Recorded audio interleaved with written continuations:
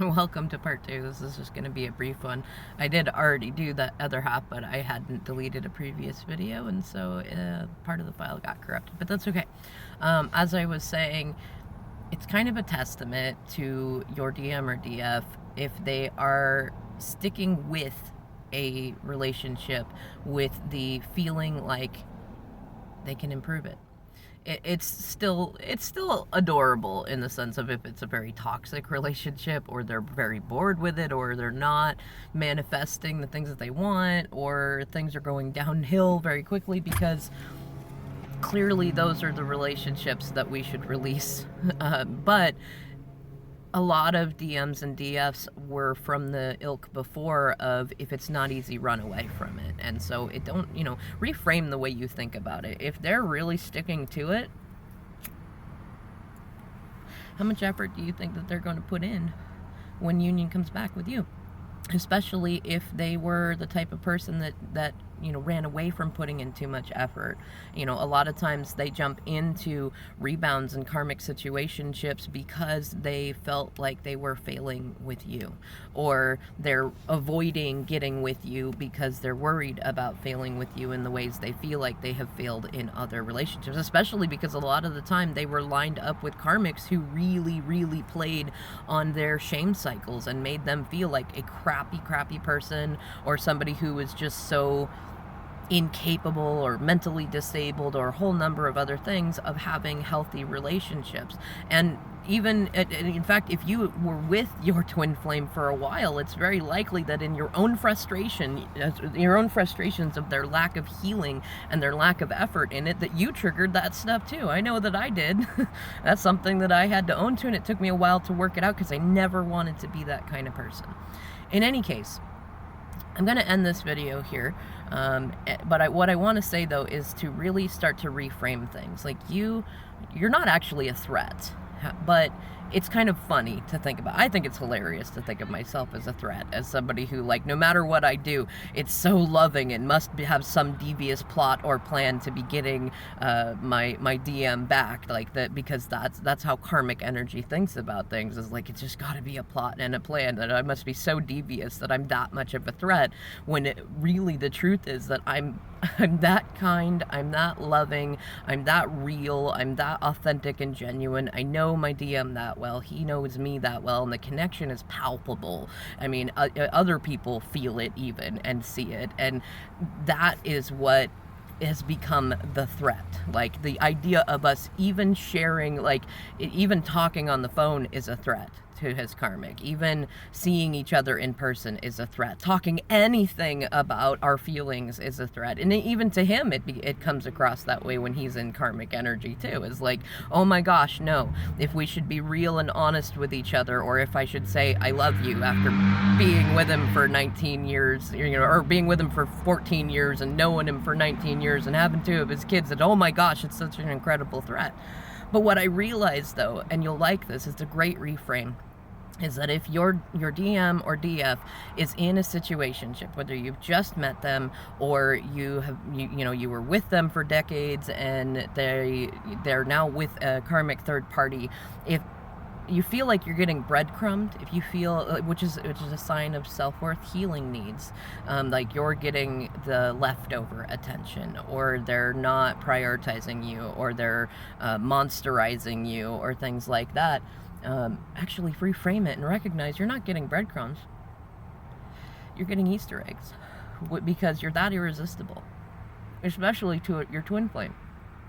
And if you're in a situation where they've not been talking to you for an extended period of time, and likely you're even questioning, like, is this actually my twin flame? Because if it's karmic energy, the likelihood is that when you separate, like, yes, there can be ghosting because there's big feelings in there. In fact, the more dramatic the exit, the more there were likely feelings in there, in terms of twin flame stuff. Karmic exits can also be dramatic, but once the attention and affection and energy is removed, usually so is the well, the love. It's not really love, though. It's limerence. And I definitely recommend to everybody look up the difference between love and limerence. Because if it's limerence, or it's trauma bonding, or it's based on attachment traumas, then the love and the desire to be together often goes away when you have a new partner, or you sleep with somebody else, or you move away, or things like that. But when it is genuine, unconditional love, you don't need that person to be right there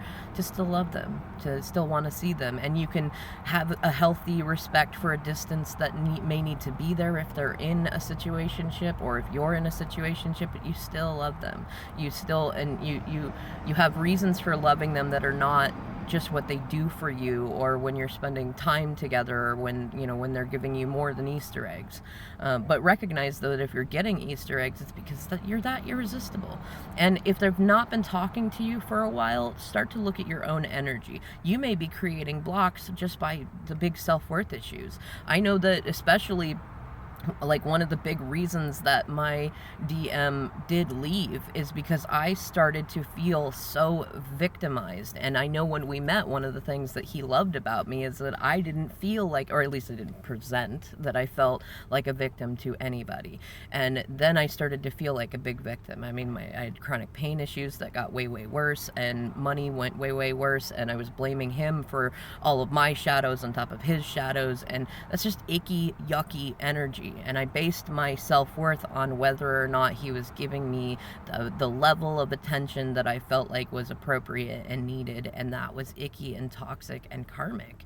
And when I started to change that, when I started to recognize that, then there was no more ghosting. There was no more running away from me, and actually he started to come back towards me a lot. And because he's in a karmic situationship, even when I am in in okay energy and I'm not in that icky place, he can still pull away and get into that. But he's learning lessons that I don't take that as a self-worth hit anymore. In fact, I look at that as, oh good, this will be more big stick energy, and when you come out of it, you'll probably be more awake and more aware. And actually, by being in that mindset, he usually comes out a lot faster, because he's my twin.